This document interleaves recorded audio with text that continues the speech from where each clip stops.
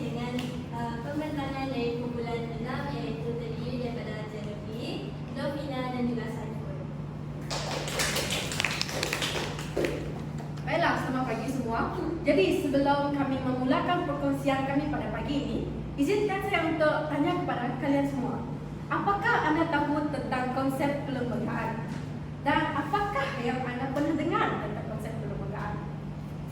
So, sebelum menyelidik topik ini dengan lebih mendalam, kami telah mengambil peluang ini untuk menanyakan soalan kepada beberapa individu di sekitar kampus IPG Batu Lintang. Jadi, marilah kita melihat paparan skrin di depan untuk melihat beberapa respon dari kawan-kawan kita.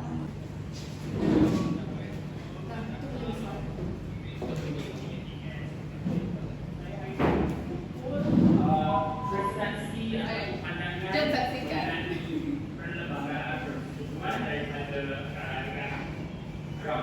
Kita tengok hari ini whether mereka tahu atau tidak. So, let's go. Okay.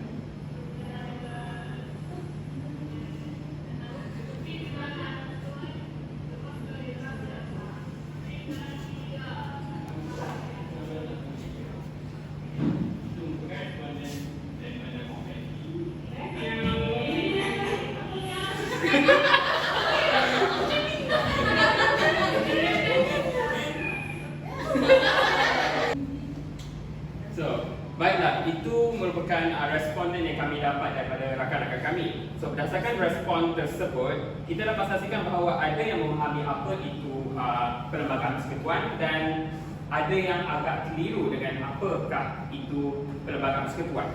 So, jadi saya ingin menerangkan apakah itu perlembagaan persekutuan. So, perlembagaan persekutuan ialah set undang-undang yang dikategorikan sebagai undang-undang tertinggi di negara kita atau dikenali sebagai supreme law. So, undang-undang ini digunakan bagi mewujudkan suatu sistem pentadbiran negara yang dapat mentadbir negara dengan teratur dan stabil. So, perlembagaan mampu menjamin satu pentadbiran yang bersih, cekap, jujur dan adil. Oleh sebab itu, perlembagaan sangat penting bagi sebuah negara untuk menjamin kesinambungan pentadbiran dan kestabilan politik, seterusnya menjamin kemakmuran dan kesejahteraan rakyat di negara itu. So, kemudian kita akan tengok pada sejarah pembentukan perlembagaan Malaysia. So, pembentukan perlembagaan Malaysia melalui beberapa fasa yang kita tahu. Dia bermula daripada pembentukan Malay Union pada tahun 1946 pada tahun 1946, kemudian Perlembagaan Persekutuan Tanah Melayu dan dia beralih kepada Perlembagaan Persekutuan Tanah Melayu pada Hari Kemerdekaan iaitu versi tahun 1957, dan yang terakhir yang versi fasa baru ialah Perlembagaan Persekutuan Malaysia pada Hari Malaysia iaitu 1963.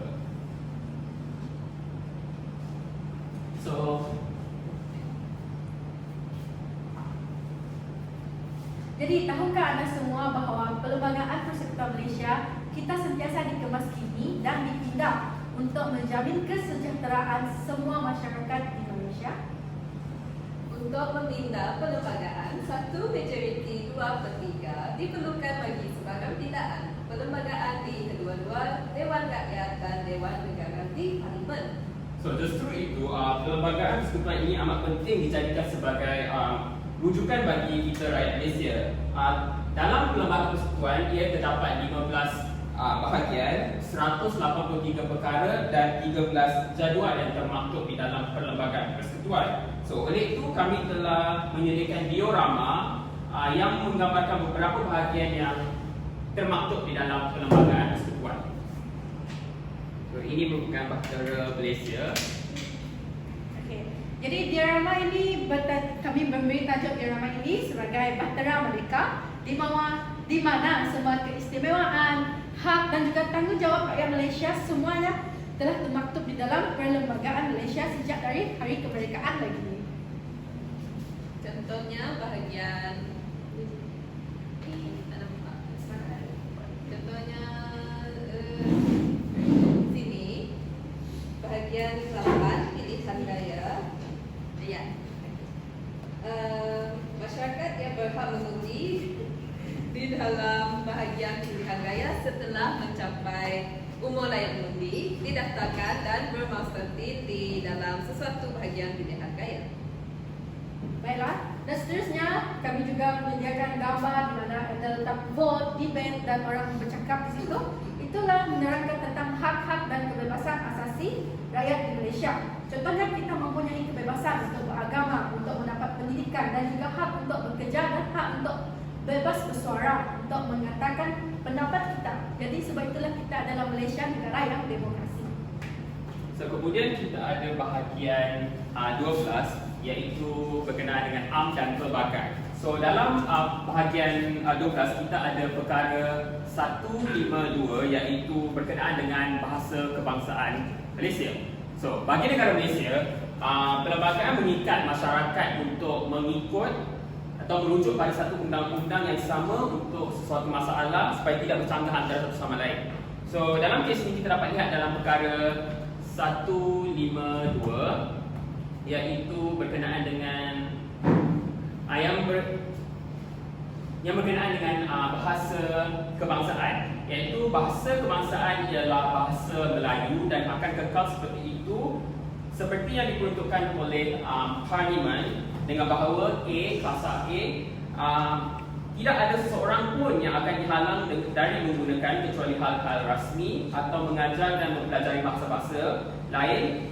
Dan B pula tidak ada sebarang peruntukan dalam pasal ini yang mengganggu hak kerajaan persekutuan atau sebarang kerajaan negeri untuk memelihara dan mengembangkan penggunaan dan pengkajian bahasa komuniti lain. So perkara 152 menekankan bahawa bahasa Malaysia iaitu bahasa Melayu adalah bahasa rasmi yang tidak boleh diperhentikan fungsi dan peranannya sebagai bahasa kebangsaan negara. So rasionalnya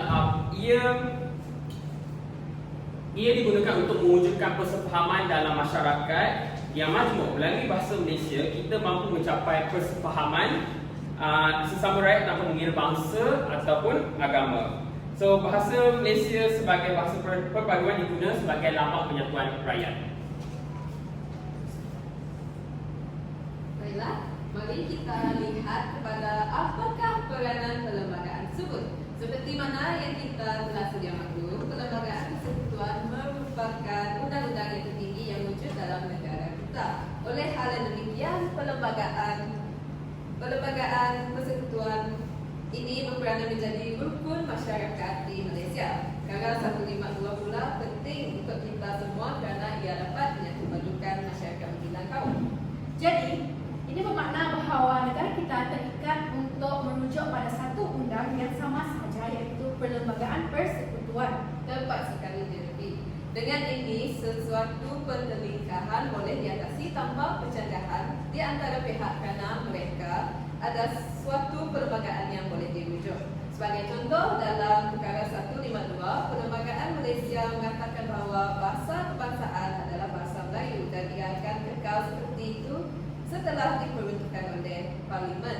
Dengan ini, tidak ada seseorang pun yang akan dihalang dari menggunakannya, mengajar atau mempelajari bahasa-bahasa lain, dan tidak ada sebarang peruntukan dalam perkara ini yang boleh mengganggu hak kerajaan, persekutuan atau mana-mana negeri untuk memelihara dan memupuk penggunaan dan pengkajian bahasa komuniti lain. Artinya, bahasa Melayu menjadi bahasa rasmi yang digunakan dalam urusan rasmi dan yang meliputi setiap agensi dan kementerian di Malaysia. Jadi, apakah kepentingan perlembagaan persekutuan ini di dalam negara kita? Pertama sekali, perlembagaan persekutuan dapat menjamin kestabilan dan sistem pentadbiran negara. Melalui perlembagaan ini, pemerintahan dalam negeri dapat dilaksanakan dengan tulus dan adil. Sebagai contoh, Akta Keselamatan Dalam Negeri 1960 merupakan tahanan pencegahan dan telah dibuat kuasa di Malaysia supaya siapapun yang dijangkakan mengancam keselamatan negara boleh ditahan oleh polis selama 60 hari berturut-turut tanpa pembicaraan. Perlembagaan juga dapat menjamin keselamatan dan juga kesejahteraan rakyat, di mana hak asasi rakyat seperti kebebasan bersuara dapat digunakan untuk menyuarakan ketidakpuasan hati mereka kepada pihak kerajaan ataupun pembangkang juga. Ya, namun walau bagaimanapun masyarakat masih tetap di bawah Akta Hasutan dan Keselamatan Dalam Negeri yang bermaksud walaupun setiap rakyat mempunyai kebebasan bersuara dan dibenarkan untuk meluahkan pandangan masing-masing, mereka harus mengambil peran akan kesannya. Ini kerana sekiranya berlaku unsur hasutan yang boleh menimbulkan huru-hara dan mengganggu keharmonian masyarakat, mereka boleh didakwa. Seterusnya, perlembagaan ini penting bagi melindungi kepentingan semua kaum dengan jaminan keadilan di antara kaum.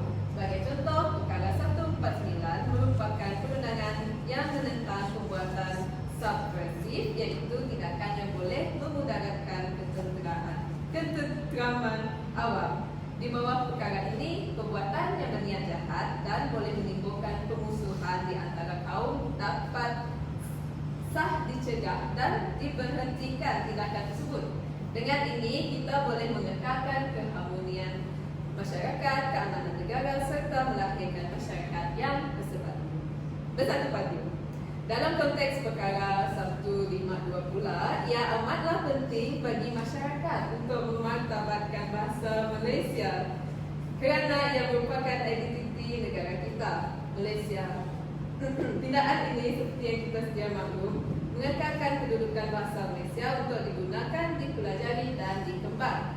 Dalam era globalisasi ini, perkara 152 berfungsi sebagai suatu perisai agar bahasa ini dapat kekal, teguh dan dipelajari oleh rakyat Malaysia yang giat berfokus pada bahasa yang lain seperti bahasa Inggeris. Nah, saya percaya bahawa lebih banyak lagi kepentingan perlembagaan persekutuan yang tak mampu saya katakan. Tetapi masa mencemburui kita, oleh itu kita teruskan lagi pembahasan ini dengan Jeremy. Okey. Jadi sekarang persoalannya adalah sejauh manakah kita rakyat Malaysia telah menghayati perlembagaan ini dan adakah kita benar-benar jelas dengan hak dan tanggungjawab kita sebagai rakyat Malaysia seperti yang tertulis di dalam perlembagaan ini. Jadi antaranya adalah kita hendaklah mengambil tahu hak dan tanggungjawab kita sebagai rakyat Malaysia. Terutamanya kita sebagai anak Sarawak dan bumi putra Sarawak, kita patut tahu bahawa kita mempunyai hak yang istimewa. Contohnya telah dibuat yang kita mempunyai bantuan dan sokongan keusahawan, contohnya seperti institusi MARA dan juga rakyat, dan selain itu juga kita mempunyai kuota equity bumi putra di mana beberapa syarikat yang disenaraikan di Burma, Malaysia mempunyai keperluan untuk pemilikan equity minimum oleh oleh Bumi Putra. Oleh itu, ia boleh dicapai melalui pelantikan Direktur Bumi Putra dan pengeluaran saham khusus kepada Bumi Putra. Jadi anak Sarawak sendiri, Bumi Putra sendiri, kita hendaklah mengetahui hak kita di dalam perlembagaan Malaysia tersebut. Selain itu, yang kedua adalah memartabatkan bahasa kebangsaan dan memelihara identiti negara bangsa.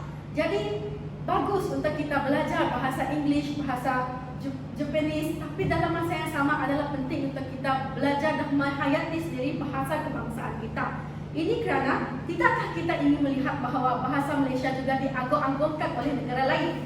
Seperti kita di peringkat universiti, di peringkat sekolah menengah, kita belajar bahasa Jepun, bahasa Korea, tetapi di luar negara mereka tidak belajar tentang bahasa Malaysia. Gara-gara mereka tak tahu wujudnya bahasa Malaysia.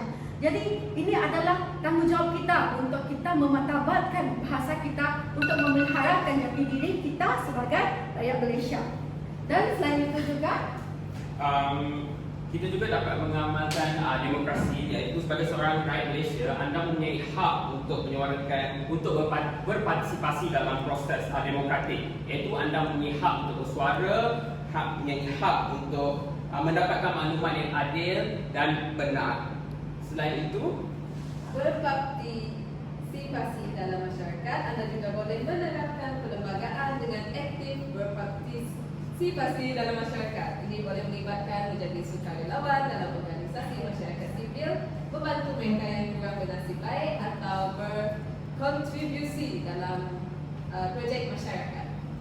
oleh itu, marilah kita sama-sama untuk melindungi perlembagaan persekutuan ini. Dan sebelum saya akhiri perkongsian kami, izinkan kami berkongsi sebuah pantun. Perlembagaan jadi panduan kita, mengukuhkan identiti tanpa celah. Dalam jiwa perlembagaan bersemadi, kesejahteraan rakyat jangan dipertikaikan. Melangkah dengan martabat bangsa berdaulat, perlembagaan negara teras kita jelita, jati diri teguh tak tercela belah, satu Malaysia, jiwa dan gagah. perlembagaan ibarat payung besar, lindung rakyat dari bahaya. Maruah dan jati diri kita asah, moga berkekalan hingga akhir masa.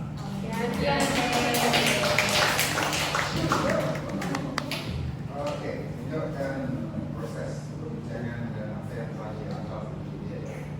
Okay, jadi di dalam proses kami telah melakukan perbincangan melalui Google Meet dan juga bersemuka.